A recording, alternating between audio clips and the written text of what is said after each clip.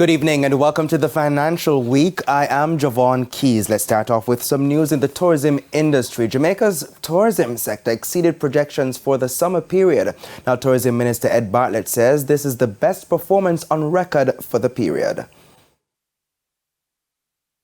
We closed the summer, with just about 800, a little over 800,000 visitors stop over, and of course cruise.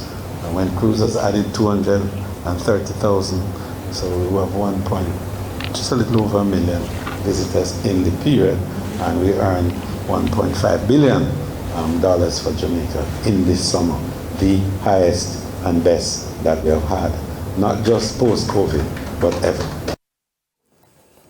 He says the performance has positively impacted the year-to-date tourism earnings. So that has put us on a path now where at the end of August, we're 2.7 million visitors overall, and we have earned I want to say that again, $3.1 billion. First time in our history that we have broken the 3 billion mark before the 9th month of the year. Now, Mr. Bartlett was speaking at the press launch of the JPEX trade show on Thursday. Of course, that event takes place next week. Let's head to some news from the IMF and the World Bank. Now, they say they're working to alleviate debt distress, especially in developing countries. In a joint statement, the IMF President Kristalina Georgieva and World Bank President Ajay Banga say the current context of elevated debt vulnerabilities gives renewed urgency to intensified collaboration to help prevent further buildup of debt vulnerabilities. Now, they say the entities will work together to help countries strengthen debt management and transparency along with public finance management. Work will also be done to help improve the joint low-income country debt sustainability framework that both agencies currently have. To some other news now, Cygnus Real Estate and that Cygnus Credit Investments is reporting record core revenues and net profits for its financial year ended June. The company says its total investment income was valued at $8.89 million. SCI also realized record net profits of $5.13 million. The company's total assets were up 19.8%, valued at a new high of $163.86 million.